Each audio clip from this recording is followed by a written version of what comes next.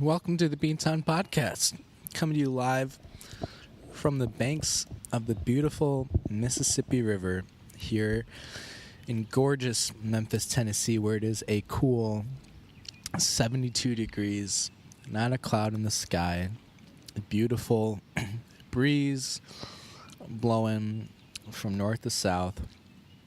I am literally on the banks of the Mississippi. I'm about 15 feet from the water, chilling out in the grass, and we are recording a podcast.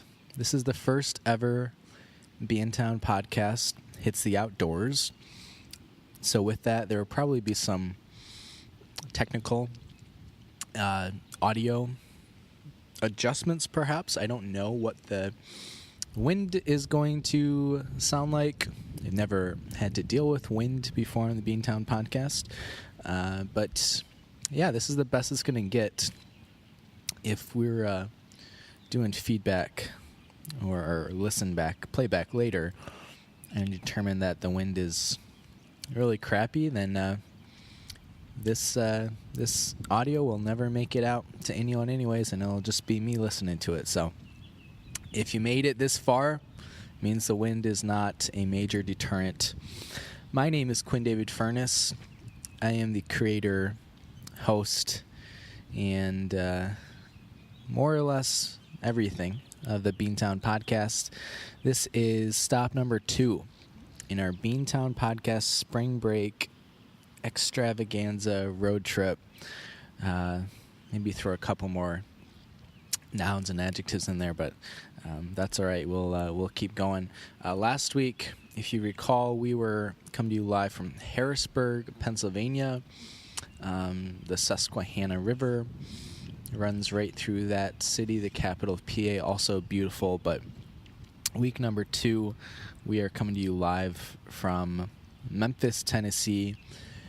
Right across the river is the state of Arkansas, the natural state, and then south of us about 10 miles is the state of Mississippi, which, while I have been to, I've never spent much time there, but a beautiful area. If you've never done Memphis before, and I hadn't until this past fall, easily one of the most underrated cities in America. It's about the same size as Nashville. It's a little bit larger, but Memphis is very much blue collar, emerging from the not the Rust Belt, but just a very, very much an industrial type of atmosphere. But it's just a very beautiful city. It doesn't feel crowded in any way. It's kind of like Baltimore in that the downtown area is not bustling in any sense, but I mean that in a good way. The traffic is nothing compared to Nashville. If you've ever done Nashville traffic, that blows pretty hard. You have a lot closer access to a lot of great hiking areas. The Ozarks are only, 2 or 3 hours away. The Great Smoky Mountains are only 2 or 3 hours away. So Memphis really, like Pittsburgh, in my opinion, severely underrated cities. But that's one part of my job that I really like, is being able to go visit and explore new places. And through that, I'm able to learn what cities I would like to settle down in, what cities that I would not like to settle down in. For instance, I would love, I'm a Midwestern person. If I wasn't going to live in the Midwest, I would love to live in a Pittsburgh or a Memphis. Even central Pennsylvania has its perks. Places I don't want to live in include anywhere in the deep south or southeast. Memphis is definitely as far south as I would ever go. I'm not interested in New England. I'm not interested in New York or New Jersey for sure. So that's my little plug for Memphis, you're welcome. We're not getting any advertisement or sponsorship dollars. In fact, we've been trying to get in with Jack Links for months now, and emailed them, tried to cut a deal. They have not responded yet, so we will stay hopeful there. Fingers crossed.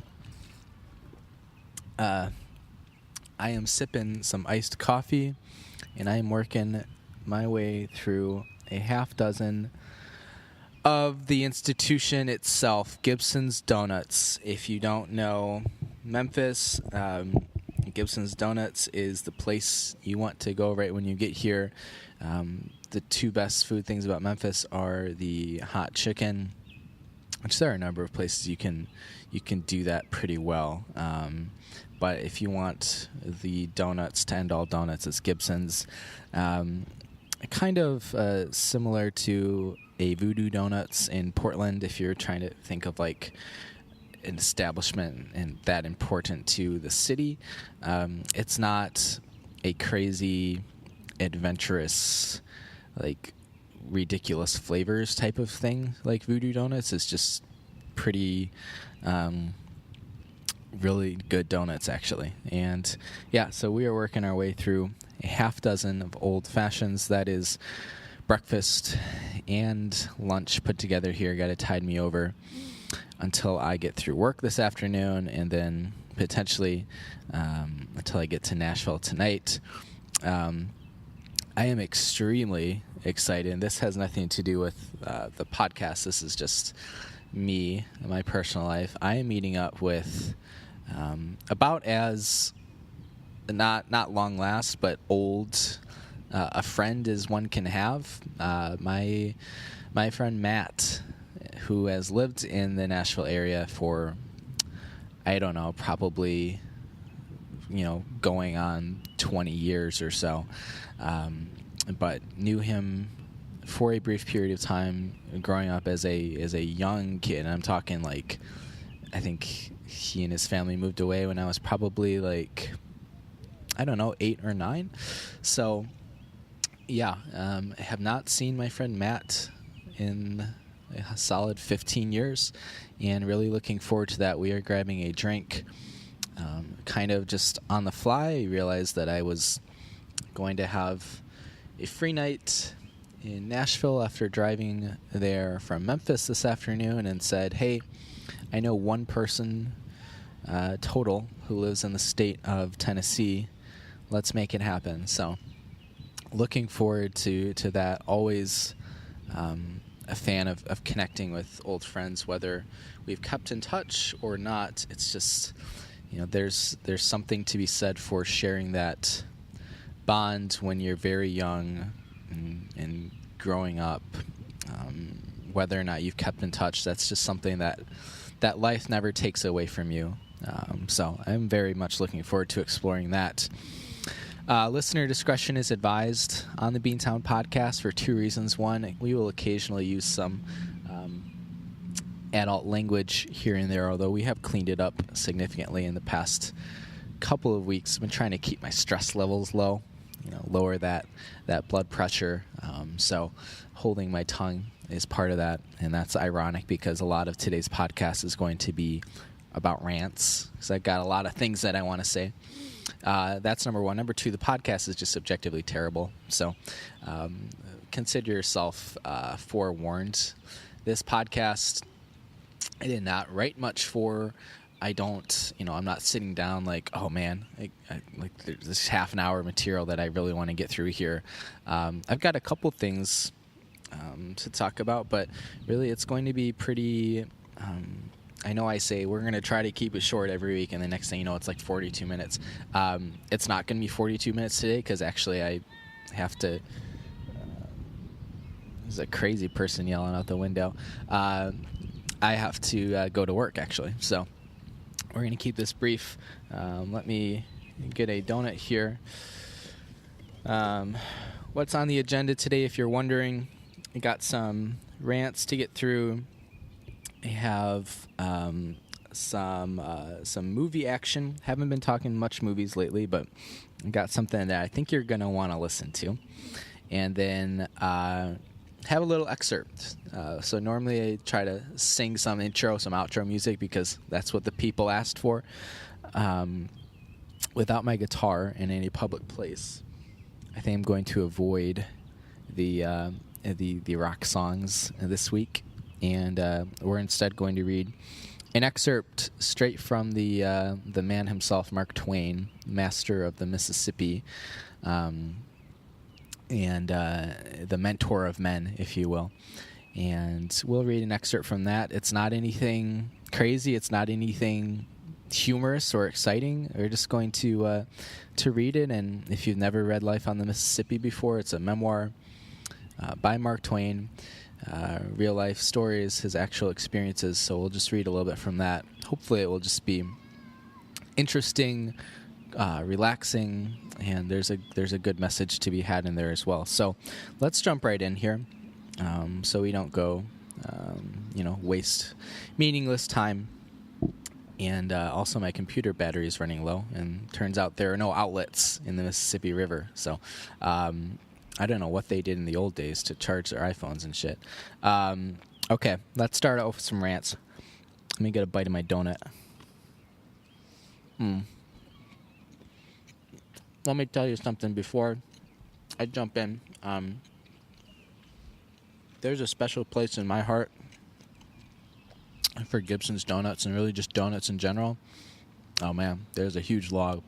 It looks like an alligator. I wish you guys could see that. That's crazy.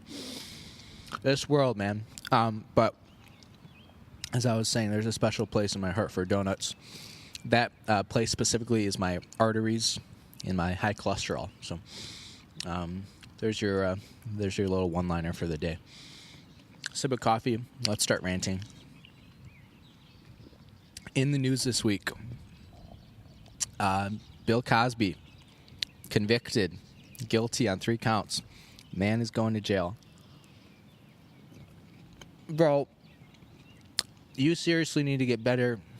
Step up your game. That's the only way you can get with the ladies is by putting stuff in their beverages. It shouldn't be that hard. Take it from someone who's like, we were talking about this last week. I'm like a winter 6 and a summer 3 on a scale of 1 to 10. That averages out to 4.5. If a 4.5 can make it happen like once a year, I'm pretty sure you, one of the most famous comedians of all time, can make it happen once a year, if not more frequent. So, Bill Cosby, F you, good riddance. And I was reading about this the other day. So he's 80 years old. I think it's a 10-year sentence, something like that. A lot of people were saying, oh, he's probably just going to kill himself before he even sends himself to jail. That's interesting. And it raises, I think, a interesting point. If you know you're going to jail, and that's the end of it, right? That's where you're going to live the rest of your life. And I was having this conversation with my my lady friend the other day. How, what's your strategy there? Are you just ready to go right away? Do you want to live it out a couple of weeks, couple of months, and then be like, this is boring, time to go? And by go, I mean off yourself. That's the thing, though. It's probably not as easy as one might think to kill yourself in prison. Cosby is home right now, I think more or less under house arrest. Would probably be pretty easy to kill himself in that situation. So we'll see what Bill does. Pretty sad situation. Pretty frustrating for a lot of us, myself included, who grew up with Cosby's stand-up, grew up with the Cosby Show, Fat Albert, that sort of thing. Yeah, it's tough. So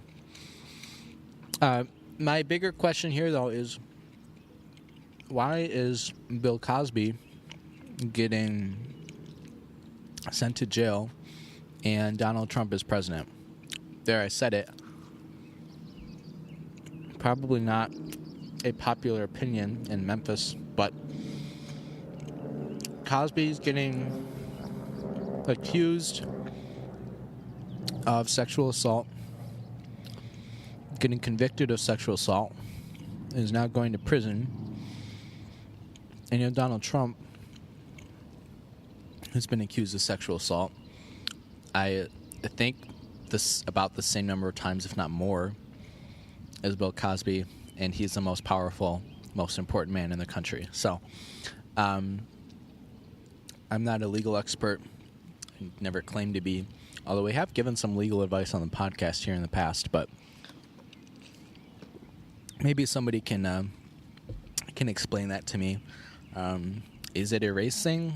I don't think so, because Bill Cosby is so prominent, so powerful himself.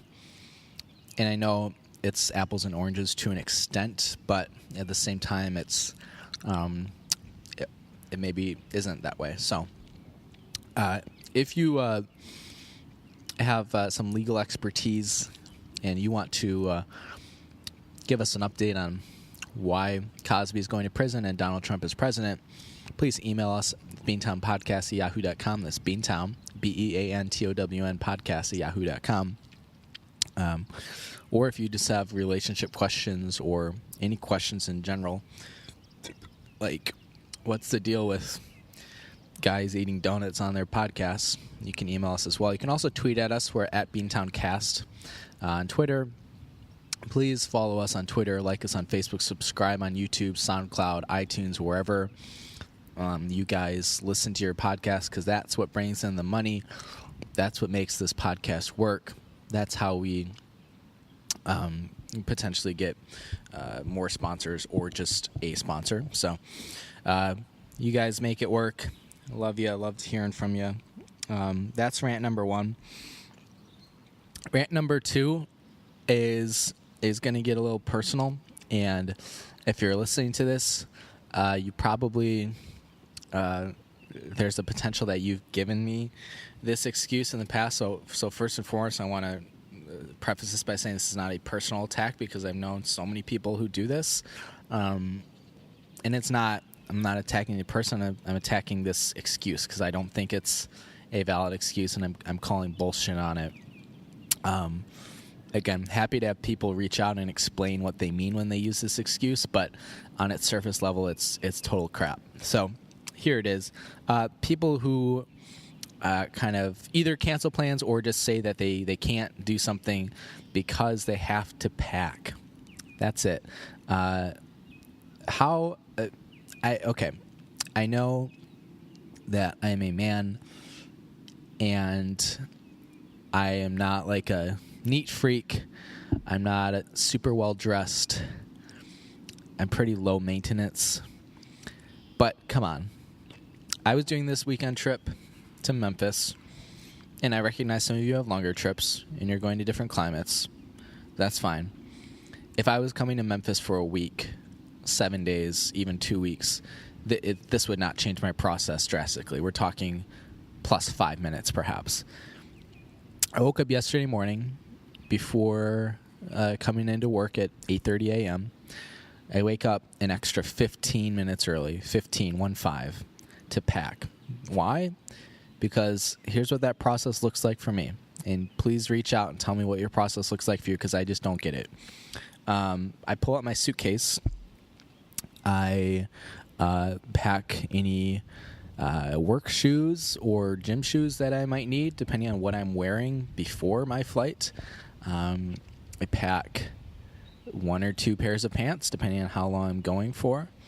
I pack 1 or 2 shirts, depending on how long I'm going for, and underwear and socks and a belt and ties.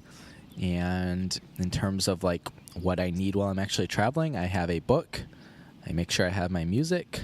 I have all my chargers and my toiletries. What else are you guys packing that is taking your whole effing night? I don't understand. Like, are people...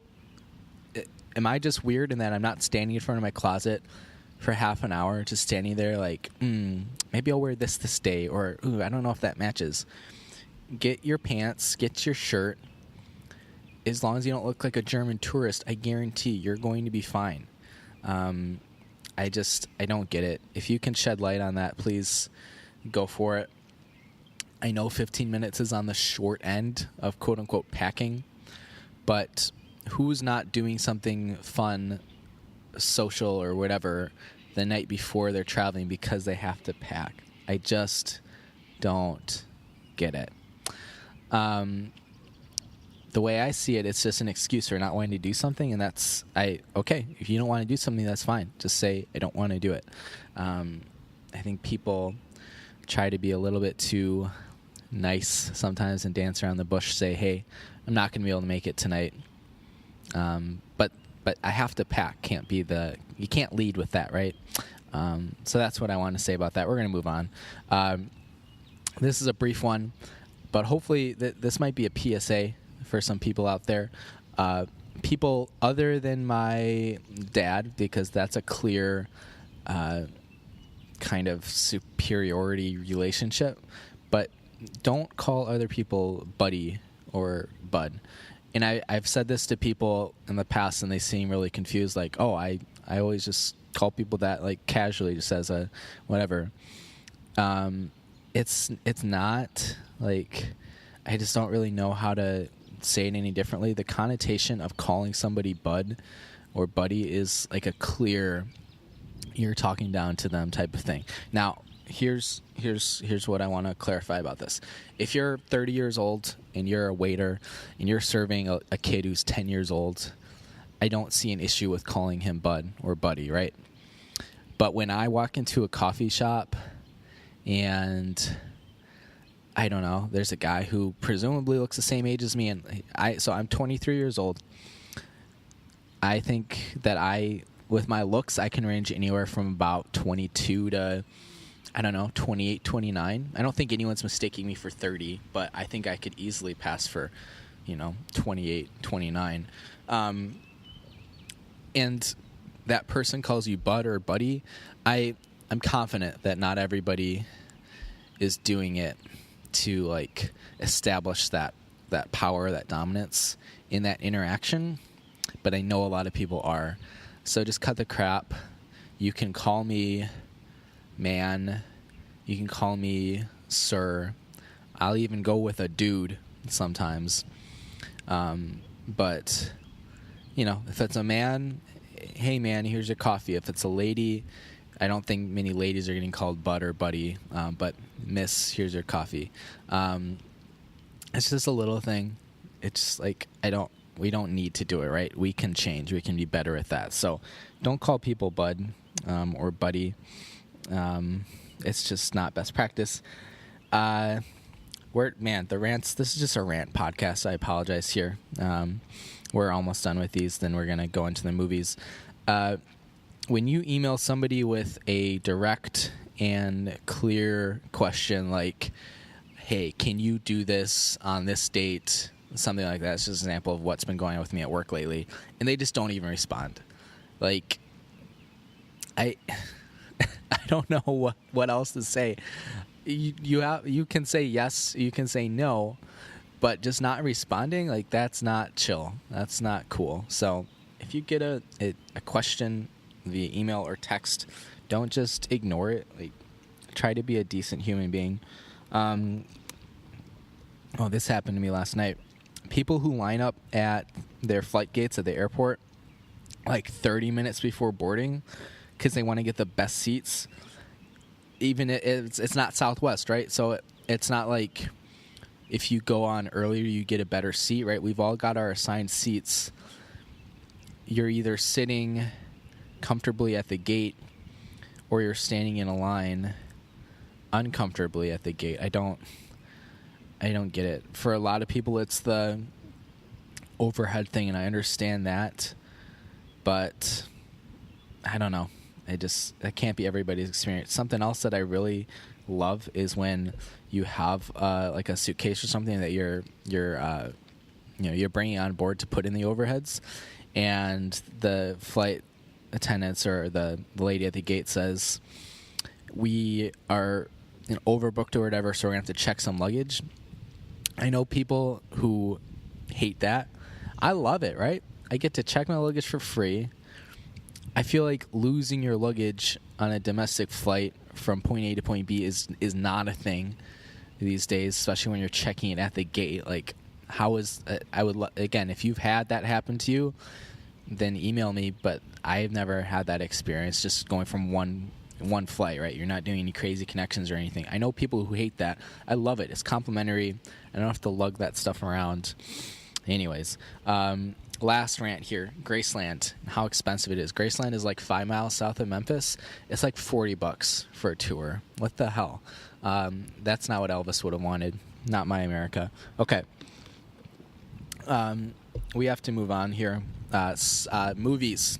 Spoilers for Avengers Infinity War. If you have not seen it yet, close your ears as I get another donut here. We are doing spoilers for Avengers 3. Number 1, Bruce Willis was dead the whole time.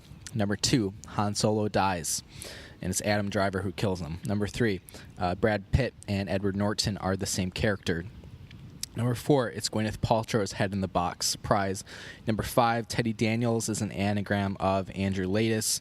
Number 6, final spoiler, Jigsaw is in the room the whole time. That's the end of the spoilers. I want to get through that quickly. I haven't seen the movie yet, but I've heard good things. I can't stand these, 30 superhero movies. I don't get it. I don't see the appeal. Ant-Man's not even in this one. Neither is Jeremy Renner. Neither is Clark Gregg. Is that his name? Agents of S.H.I.E.L.D. guy? I don't know. From New Adventures of Old Christine. I love that guy. So, yeah, there are your spoilers. The last thing we want to get to here is, as promised, the excerpt from Life on the Mississippi. So, before... oh, man, look at the size of that boat. It's like 200 yards long. That's so cool. Let me get a bite here.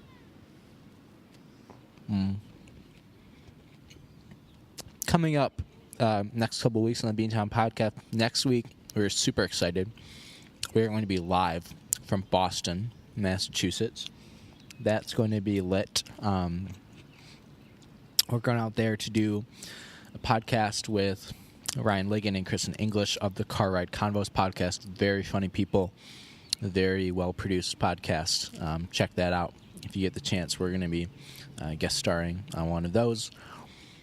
Week after that, we will be live from Washington, D.C. That should be a lot of fun. Nation's capital. Maybe we'll talk politics. Maybe we'll get Chuck Todd on. I don't know. Sleepy-eyed Chuck Todd. Is that what Trump says? Damn, these donuts are good. So, yeah. This was stop number 2 on the Beantown podcast Spring Break Road Trip Extravaganza. This has been Quinn David Furness. Thank you for listening. We are going to close it out with an excerpt from Life on the Mississippi. It's fairly long, actually. I was trying to find one that I really wanted, but that was brief, and I couldn't find exactly what I wanted to say. So we're going to go a little bit long with the excerpt. We're not talking like 10 minutes, but that's all that's going to be left on the podcast here. That's how we're going to close it. So if you're not interested in wit and wisdom from the Twain master himself, thanks for tuning in, and we'll catch you next week live from Boston, Massachusetts. Without further ado, here's Mark Twain. This is an excerpt from his memoir, Life on the Mississippi. Now, when I had mastered the language of this water, and had come to know every trifling feature that bordered the great river as familiarly as I knew the letters of the alphabet, I had made a valuable acquisition. But I had lost something, too. I had lost something which could never be restored to me while I lived. All the grace, the beauty, the poetry had gone out of the majestic river. I still keep in mind a certain wonderful sunset which I witnessed when steamboating was new to me. A broad expanse of the river was turned to blood. In the middle distance, the red hue brightened into gold, through which a solitary log came floating, black and conspicuous. In one place, a long, slanting mark lay sparkling upon the water. In another, the surface was broken by boiling, tumbling rings that were as many-tinted as an opal. And where the ruddy flush was faintest was a smooth spot that was covered with graceful circles and radiating lines, ever so delicately traced. The shore on our left was densely wooded, and the somber shadow that fell from this forest was broken in one place by a long, ruffled trail that shone like silver, and high above the forest wall, a clean-stemmed, dead tree waved a single leafy bow that glowed like a flame in the unobstructed splendor that was flowing from the sun. There were graceful curves, reflected images, woody heights, soft distances, and over the whole scene, far and near, the dissolving lights drifted steadily, enriching it, every passing moment, with new marvels of coloring. I stood like one bewitched. I drank it in a speechless rapture. The world was new to me, and I had never seen anything like this at home. But as I have said, a day came when I began to cease from noting the glories and the charms which the moon and the sun and the twilight wrought upon the river's face. Another day came when I ceased altogether to note them. Then, if that sunset scene had been repeated, I should have looked upon it without rapture, and should have commented upon it inwardly in this fashion. This sun means that we are going to have wind tomorrow. That floating log means that the river is rising, small thanks to it.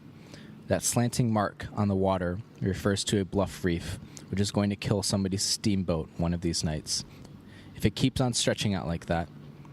Those tumbling boils show a dissolving bar in a changing channel there. The lines and circles in the slick water over yonder are a warning that that troublesome place is shoaling up dangerously.